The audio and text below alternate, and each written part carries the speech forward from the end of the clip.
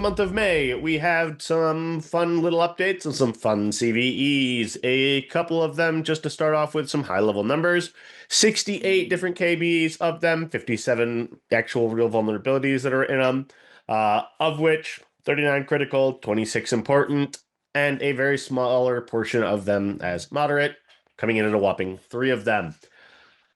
In general, a couple of good things to know here. Of those vulnerabilities, there were 7 that resulted in denial of service, 20 that resulted in elevation of privilege, 16 that resulted in information disclosure, 29 in remote code execution, 2 security feature bypasses, and 4 spoofings. The particular one that everybody should be super enthused about the fact that Microsoft totally fixed it immediately is CVE 2025 29813.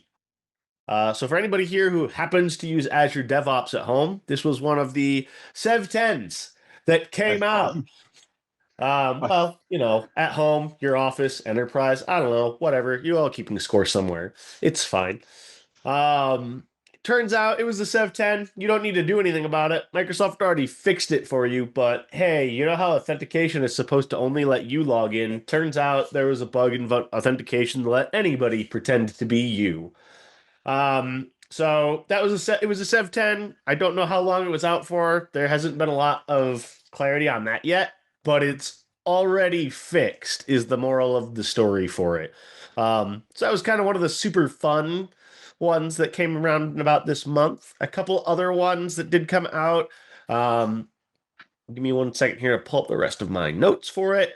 Was CVE 2025 30400, which was some core library elevations. Basically, it was a way to go after system on the box. Always a good time.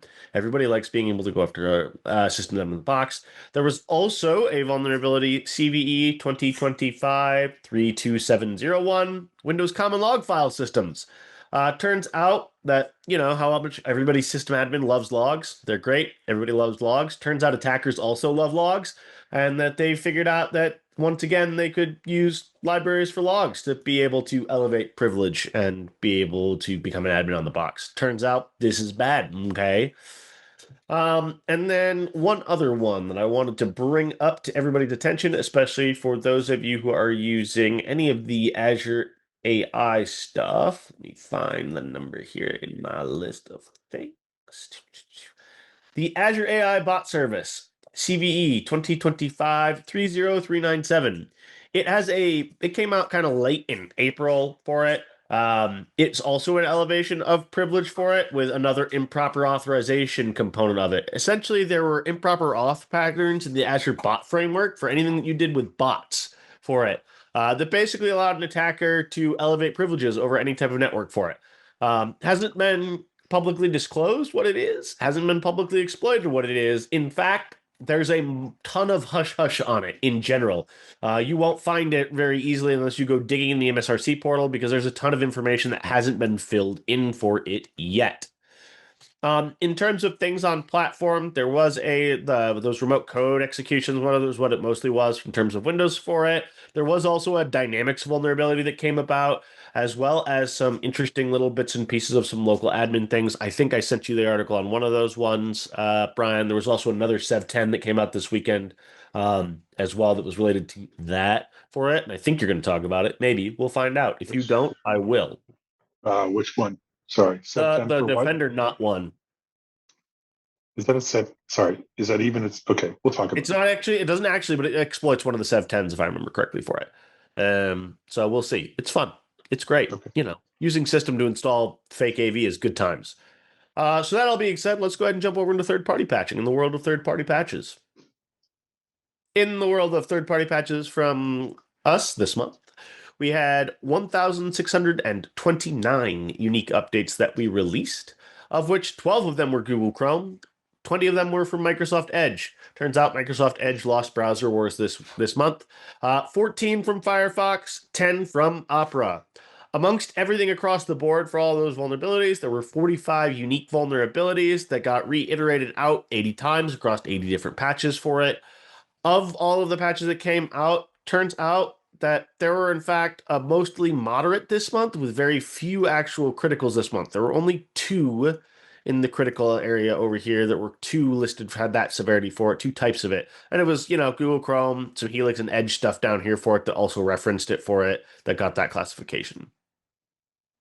2 actual vulns replicated across those products. The update impact here, most of them, as you can see, is updates, a couple of security updates, and some weird drivers. Turns out probably related from things that also use those types of drivers for the way that they interact with log files and a lot of these for third-party apps for it. Something strange seems to have happened on the 29th of April this past month. Not sure why, but there was a massive number of updates that came out from vendors in that kind of time period from here to here. I haven't dug in to see what particular commonality there was here yet in it. Probably Firefox is a big part of it. But there was a lot of vulnerabilities, it seems, that got fixed and patches that got released on the 29th of April. So for things that are coming up in your cycle, something to stay out for. You probably have lots of patches to apply within this next week here. And with all of that being said, Mr. Brian, I'm going to turn it over to you. Thanks. So first thing is already got brought up in the chat by Ibrar.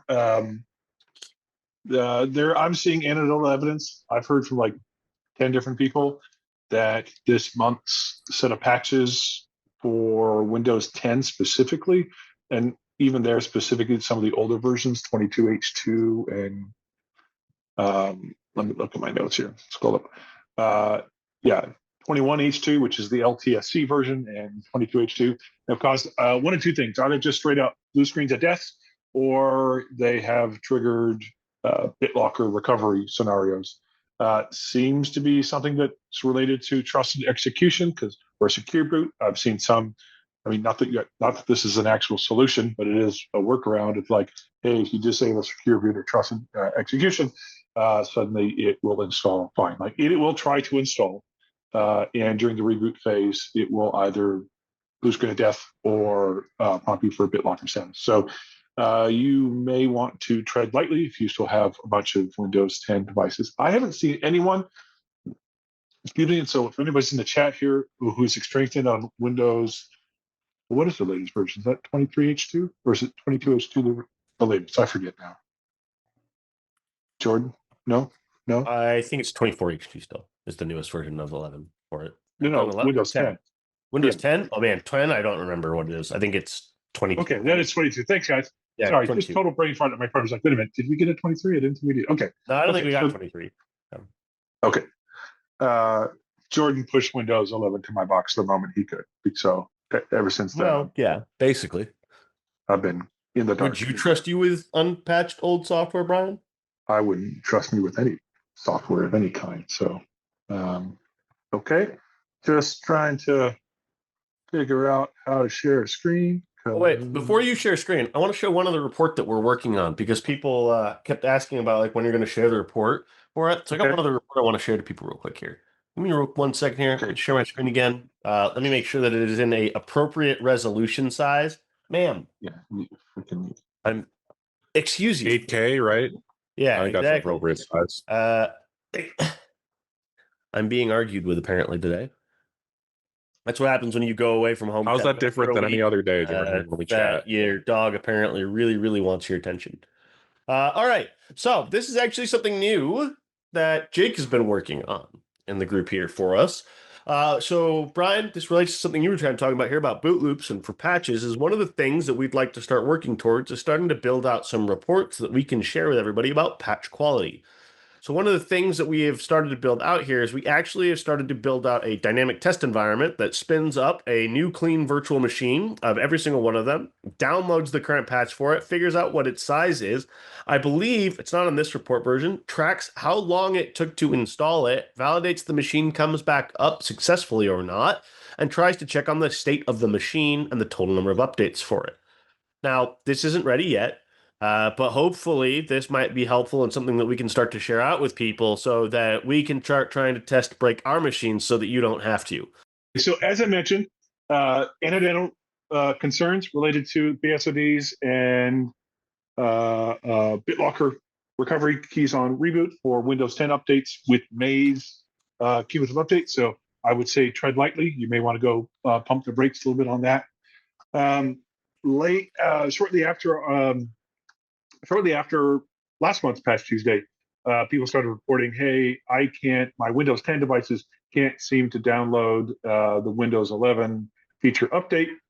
As you hopefully all know, but I'll say it again, in October of this year, in theory, Windows 10 goes out of support, and you need to be rolling out to Windows 11. So obviously, that's kind of a concern. And the answer is yes, it is a known issue. I don't know if they've actually released a fix for it yet. We'll see if May's releases fix it or not. But if you were subject to that, yes, as of a couple weeks ago, if you were trying to release a feature update via the WSI or Config Manager, it was done broke. On the other hand, if you are using Intune for your, or I should say, Windows Update or Windows 8 for Business or AutoPatch or Intune for updating, you might have seen the opposite. You might have seen a hot second there where a whole bunch of your devices suddenly got Windows 11 updates, even though you have a feature update policy or you've done some kind of pinning. And the answer is yes, that was a real thing that did happen. And it went on for about 5 or 6 days. You can see here, here's the sorry for the M365 admin link. It's the only way. It's unfortunately paywalled. So if you click on that link, you got to be logged in with your whatever. With the user that has access to this. Jordan, I would love access to ours, by the way, because I keep having to do this in my MVP. You want me to give you access to something? Read only is fine. Anyways, if you saw a bunch of Windows 11 YOLOing out, even though you're like, wait a minute, I said not to do that, this is probably the reason. Moving along, also last month, what we saw was, wait a minute, the updates were adding a iNet pub folder, and that was to your C drive or your system drive, and that was confusing. It was an empty folder, and it's like, well, what do I need this for? And this was in part to fix some other issue, which was a vulnerability. Escalation of privilege vulnerability, and they solved it for reasons that have never really been explained. That solution made an iNet pub folder, which, if you're not familiar, looks a lot like a IIS folder. So there was a lot of confusion. Why do all my Windows non-server operating systems suddenly look like they have IIS running on it? And Microsoft kind of said, yes, this is intentional. Don't, bold, this folder should not be deleted, regardless of whether Internet Information Services is active, yada, yada. So hopefully you heeded that warning. You didn't just go delete that. But if you don't, here's a beautiful little write down that says, oh, you know what? Well, you could do fun things. Because it is in the root drive, a low privileged user can go ahead and create hard or soft links into that folder to note, in this example, just to Notepad++, and that will literally break future updates. So that's kind of fun. I just found out this morning myself, and so I'm interested to follow up and see if Microsoft has addressed this yet. But super happy fun times. If you leave that folder there, a low rights user could go, in theory, break stuff. I mean, I don't think they're going to, but that's kind of a concern. Also, if you have, after last month's patches, if your domain controllers suddenly stop working, and by working, I mean, offering group policy to devices, also a known issue. Basically, what's happening is after the reboot, the machines are using, specifically on domain controllers, are not using the domain connected firewall policy. And so you presumably don't have the default public firewall policy configured, and therefore you might be missing the required configuration for your firewall, for your Windows firewall, and that's going to cause all sorts of havoc. Easiest thing to do there is just go ahead and you can literally just run that PowerShell to restart the network adapters, and that will fix it. But at this point, be aware that that could happen again this month if you're deploying updates, because I don't know that it's fixed yet. Also, this should not be a problem, I think, but late last month there was a active. You had a group policy for auditing login and login off of it, log in and log out events. That got broke, and so they did an out of box patch for that. I presume that's going to get kind of included in this month's cumulative update, but I haven't tested to confirm or deny. Moving along. Oh yeah, this was super fun. Moving into security stuff. Late in the game, after our last patch Tuesday, MITRE was sent a warning that technically their funding ended on the 16th. So they are funded by the U.S. government.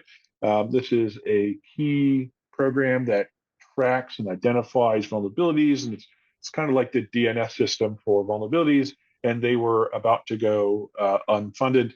And of course, in the best timeline we live in, at the absolute very last second, they came in and said, we have CISA, which is the government entity that funds them, said, yes, we have executed an option to continue funding for another year. So, yay, we paused it for another year when we'll probably have this scare. And just to be clear, this is not the first time this has happened. Right, right. This is, in fact, not the first or second time I believe that this has happened. I believe it's actually almost been defunded 3 different times by different things. And it just rotates between different alphabet soup agencies that fund it. Now it's Homeland, which is what CISA is at the end of the day. CISA is just the Homeland budget. Right, exactly. If you have any ASUS devices, which I don't think have, I don't know, are they big in the enterprise? I don't know of anybody that's using them, but at scale. Well, what? I've seen it, Brian. Yeah, plenty of times. Yeah. Okay. I didn't think it wasn't. I just turns out that ASUS motherboards are allowed to use really large amounts of RAM. Okay. Just saying. So there are reasons why you might have no, but machines I mean, like, that are built. No, I hear what you're laying down, but I'm just like, if you have 20, I don't know of any like 20, 30,000 environment that's handing out ASUS. Oh, sure, not 20,000. That's what every new employee gets a Republica Gamers laptop, Brian. What are you talking about? That's just what I'm saying. But obviously, some of us are going to use their products. Just know that they have like their firmware comes with a built-in driver update mechanism. So the idea is that when you first install a machine, it'll come up and it'll get the latest drivers. This may or may not shock you. That is not the most secure thing in the world, and there's a very simple man-in-the-middle exploit here to go ahead and install whatever drivers you want on that box. Or really, actually, full remote code execution. Basically, you can hijack the command line. You can hijack the silent install command line parameters to go ahead and run basically whatever you want. So super not cool.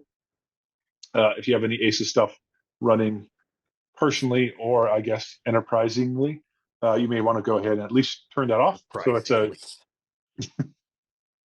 you can go to the BIOS and turn that off, and maybe that's what you want to do. Speaking of ASUS, if you run any of their routers have a pretty bad 9.2 remotely exploitable without off. There's a CV here attached in the notes, CV 2025 2492.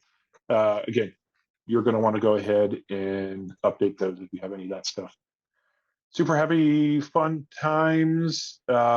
We've talked about supply chain attacks before, which is where, hey, somebody is able to go ahead and take over usually a small open source project, and inject their vulnerable code into it via a pull request or some such thing. And this is kind of an example of that with a slightly different twist. So there's a semi popular but mostly abandoned project called Rand User Agent. And it's a thing that people will take as a dependency, and their source code didn't get compromised, but the token that they used to push up into the NuGet or NPM repository, that was stolen. And so some people used that to release like 3 different releases that included malware, and there was no PRs. They took a while for people to even notice that happened. If you want to read the breakdown, there you go. There it is.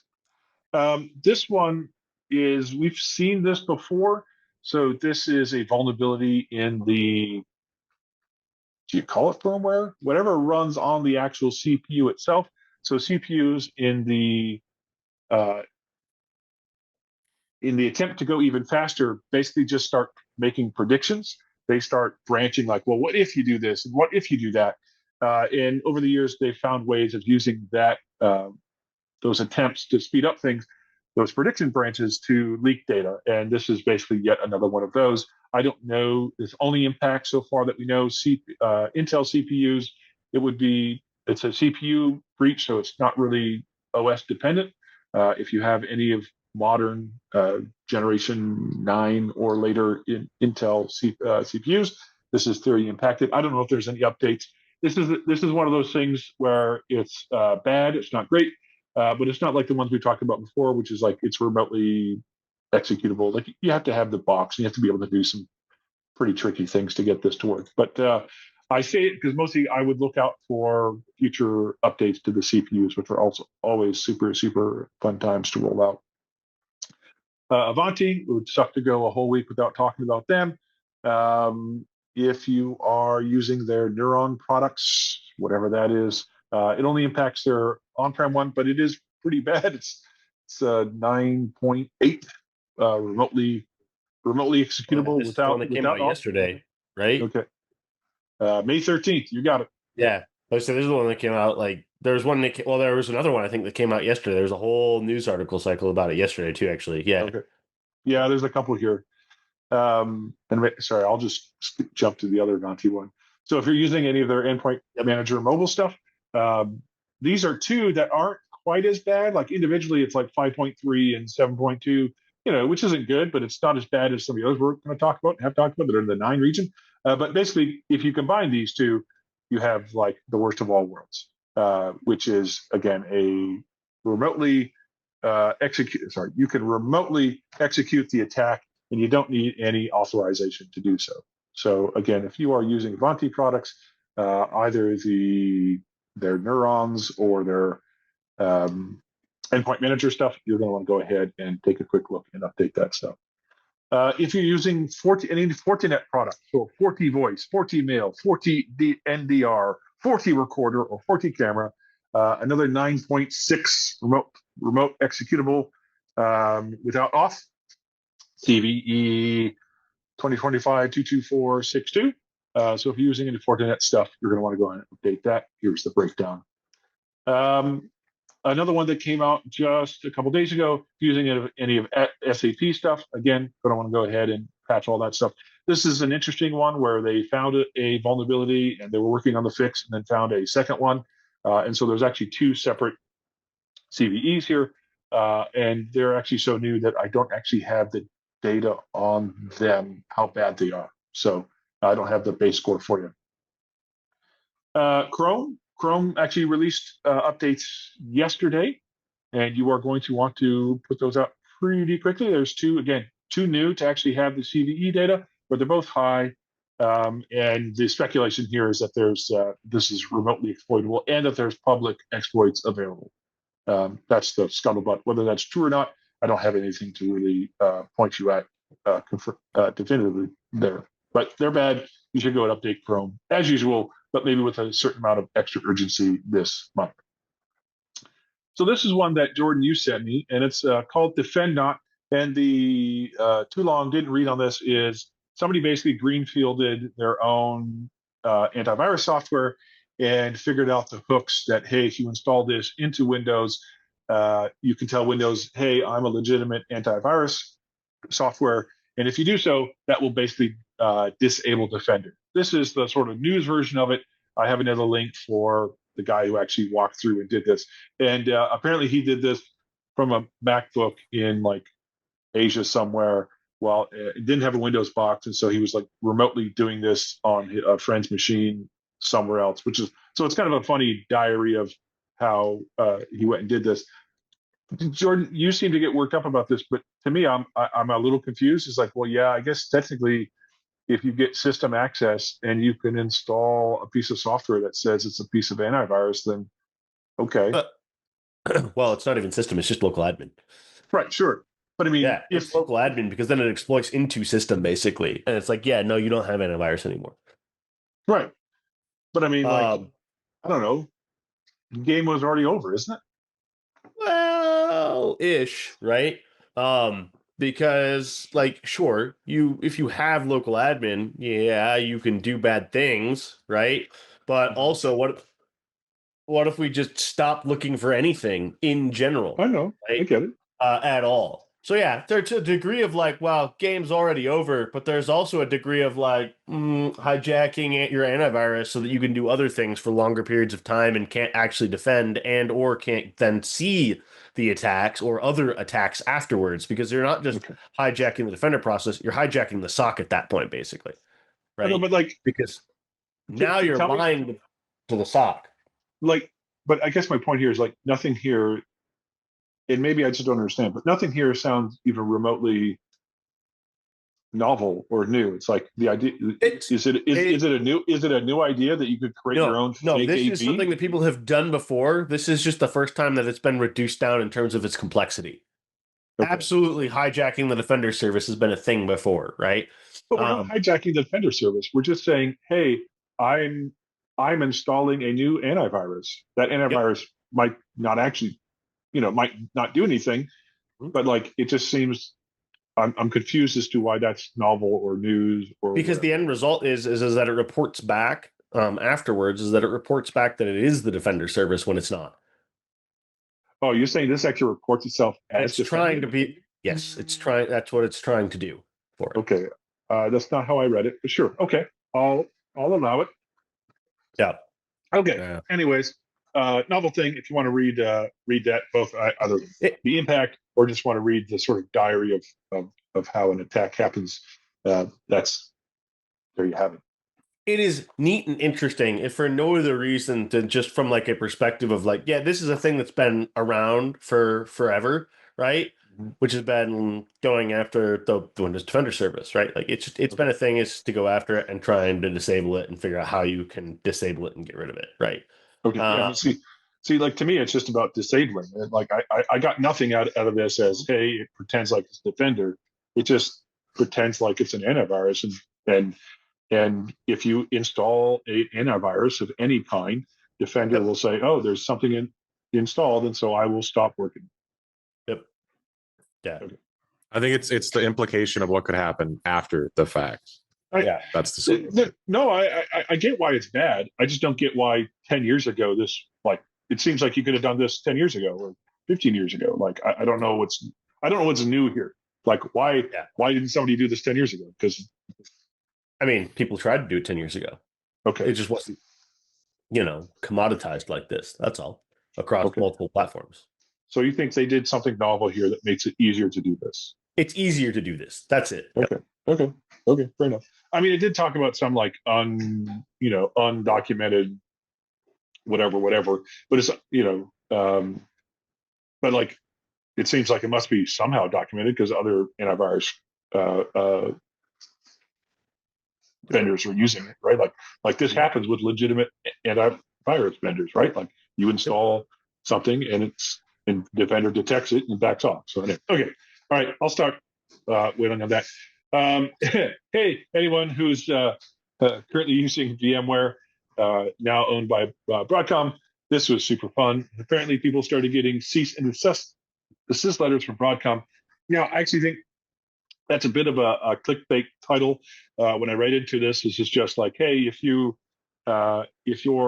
support agreement expires, they will send you a notice just reminding you that, hey, you no longer get to install new updates that they release, right? So if you bought a perpetual license and you let your whatever maintenance contract expire because Broadcom jacked it 300 to 400%, that's fine. You could do that. You can continue using the software forever, but you are not allowed to install any new updates that VMware or Broadcom releases post expiration of that contract.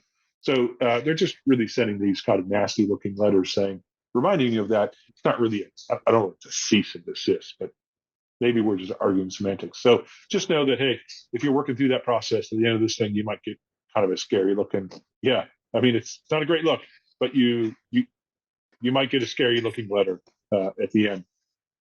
Other just general news here. So Google has this interesting security blog about the next release or a new release or this week's release of Chrome 134 actually includes some AI, an actual local device level LLM. And it's basically just going to try and identify and alert on any scam website. So that whole, like, you go to a Google website, or sorry, do a Google search and you go to it, like big red thing that says, hey, this is spam. They're going to build that kind of warning into the actual browser itself based on AI, which Does that mean Chrome's going to use even more RAM because it's running AI in the background? I mean, Look, Probably. man. Look, man. Probably. I caught Edge using 5.5 gigs of RAM yesterday to open a website tab. well, maybe you should clear your download folder. So moving along, hot patching. So we've been waiting for this while. We've talked about hot patching. So hot patching is, I believe, is going to come out of preview in July 1st, which that part I don't think is particularly news. It's been in preview. If you want to, we're specifically talking about hot patch for Windows Server at the moment. Talking about hot patch for workstations in a little bit, but so here's the news. Hey, it's going to be GA'd in July. The peasants rejoice, and then you scroll down and your hot works, and then you get this little bad boy. Hot patching available at no charge for preview now, but starting in July with the subscription launch, hot patching for Windows Server 2025 will be offered at a subscription of $1.50 per CPU per core per month.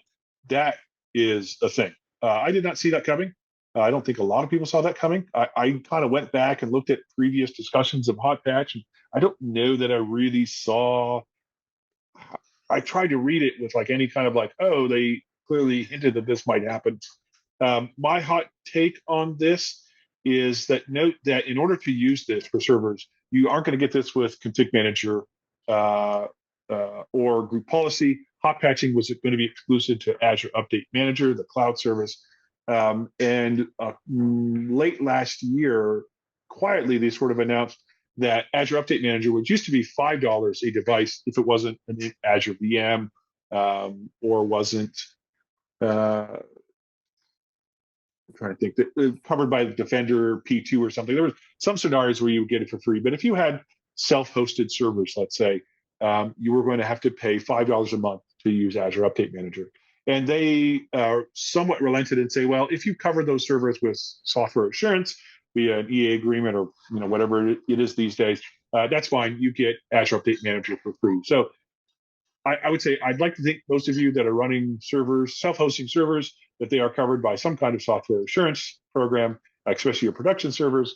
And so in theory, you should by and large get Azure Update Manager for free. So they gave you Azure Update Manager, and I think they're going to make you pay for hot patching. Because you had these tools for managing updates on a server before, but you've never had is hot patching.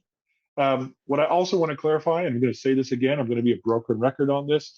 It is not rebootless patching; it is reboot spaceless.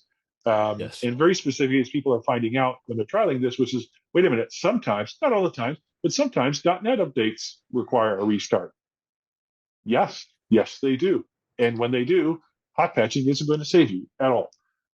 And so hot patching only applies to the OS cumulative update, which admittedly is the thing that every single month always requires a reboot. So there is absolutely a chance that you will have less reboots than before.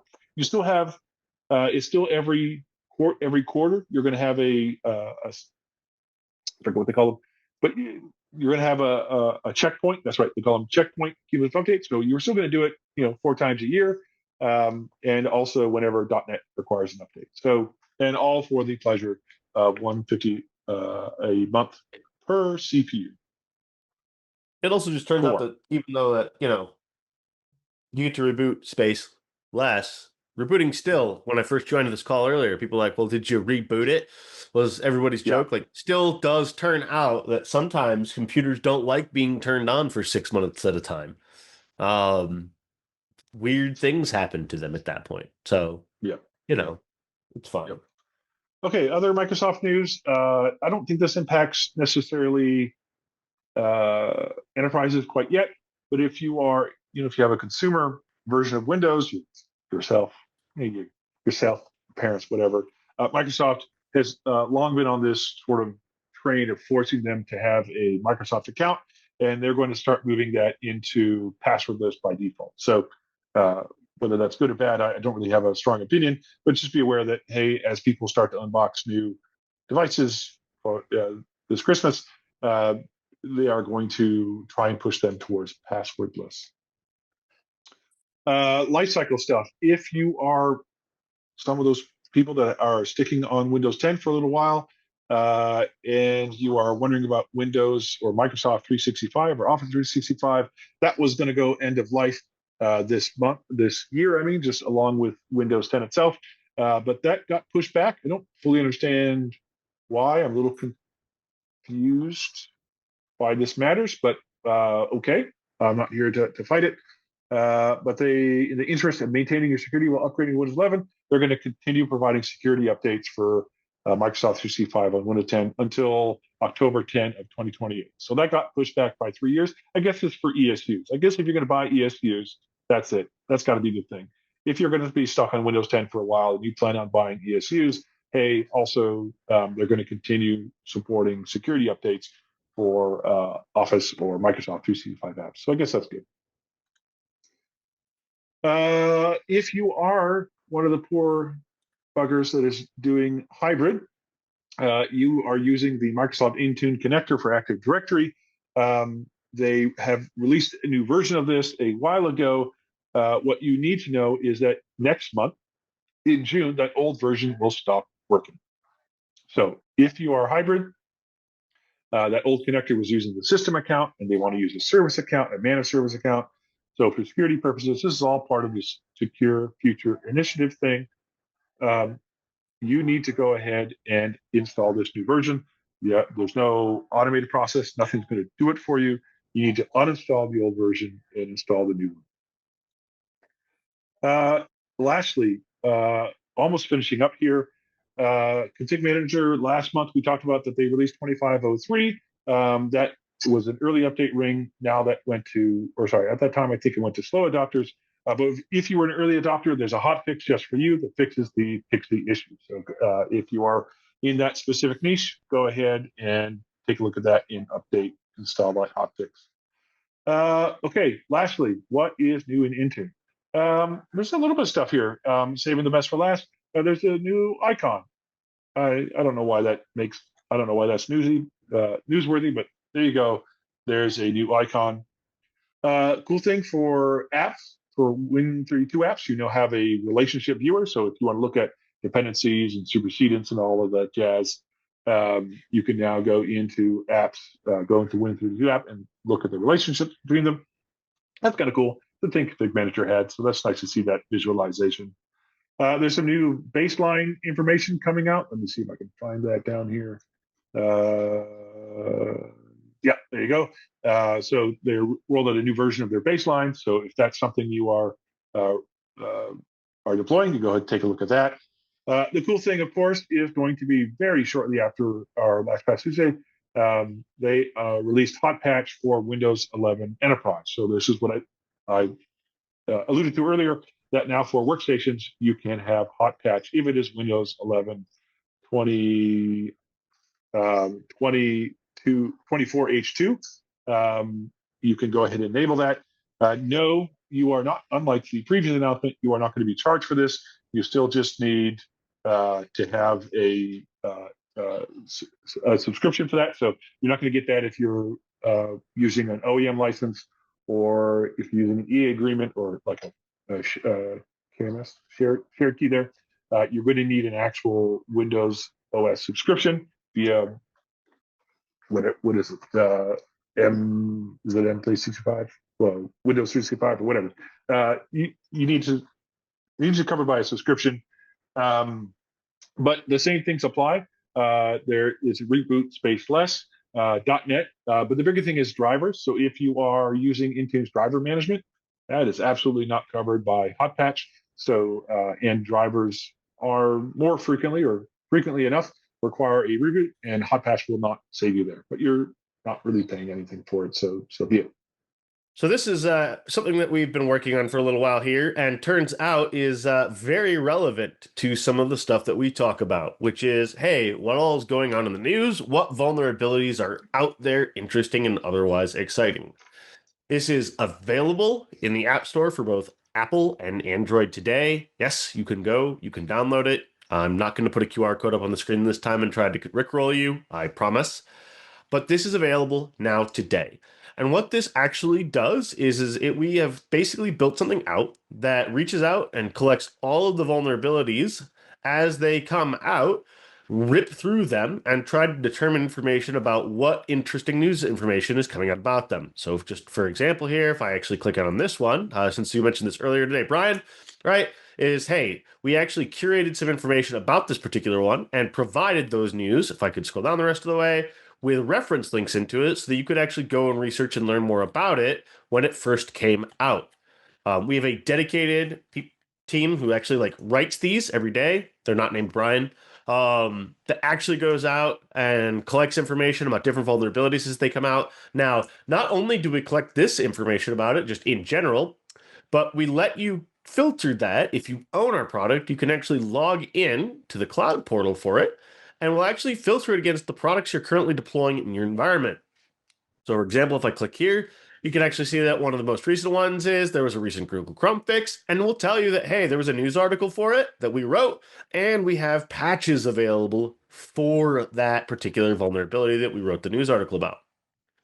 You can also create custom alerts. So if you pop over here, you could say, hey, I'd actually like to get alerts about something like, let's say, Google Chrome. Say, I'd like to get information about products, let's say Chrome. Seems reasonable. And I'd like to know about it anytime there is a vulnerability that comes out that is over 8. Hit add alert. And what will happen is I will get an alert every time that Google Chrome releases a vulnerability that is above an 8. What this also means now is that if I pop into personal, my news feed will now be filtered based on that alert configuration here. So I now have a personalized news feed based on those alerts so that I can define what I care about as an admin for it. We've also created a blade in here called Analytics you can jump into, which lets you go into this general tab, which tells you about what vulnerabilities have come out within the last 7 days for it. Gives you information about those vendors and news that might be related to those vendors. You could choose the personal option to, again, filter against your personalized configured alerts, or against the company option to filter against the updates that have been deployed within your environment today from us here. The option is configurable, so you can look at last day, you can look further back. We also provide a scorecard, which gives kind of an average based on the total average across every single vendor for it. How many updates or how many vulnerabilities has that particular product or vendor released compared to everybody else in the NIST, MITRE, etc. database for vulnerabilities? This lets you kind of start to get some different ideas. Now, this is one piece of what we have now today. And as I mentioned, this is available free. You don't need to be a customer. So if you're just here to listen to me and Brian rag on each other and you don't have anything from Patch My PC, totally fine. You can literally go out and get this today. You won't be able to use those company features that I pointed out here for it, but you can go get it today. Now, we're working on bringing some more things as well.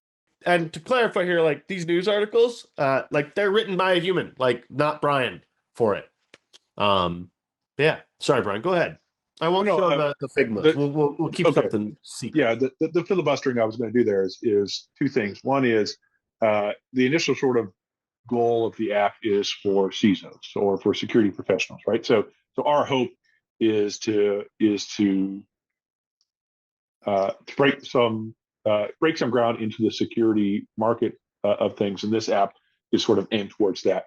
But also our long term, because Jordan is a security Judas, but like because our sort of background is in the IT, a bigger goal of ours, which is fuzzier, is to try and bridge the gap between the security departments and IT departments who are actually doing the real work.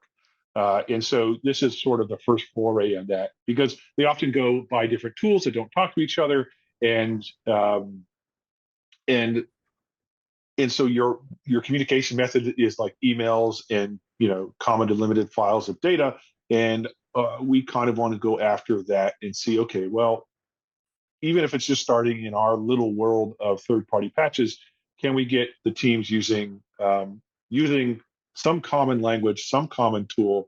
And that doesn't mean that, so we have aspirations to integrate with security tools that are existing and bring that information together, and so that everyone can kind of look at the same thing and maybe even start communicating within the app itself. The true our true goal, our end goal here we would love that a CISO sees something, is worried about it, they see a news article, or they look up the CVE, or they have an alert, and they look at it and they can say, hey, our team is already releasing the patches for this. Like it's already being taken care of. I don't need to go start a whole email chain of concern of like, are we dealing with this, blah, blah, blah. And it's just like, yep, they are. And we can hopefully give them even further information, like, and here's how far along they are. So those are the kind of aspirations we have. I'm not going to say that we're there yet, but that's as we develop this app, that's our goal, is to bridge that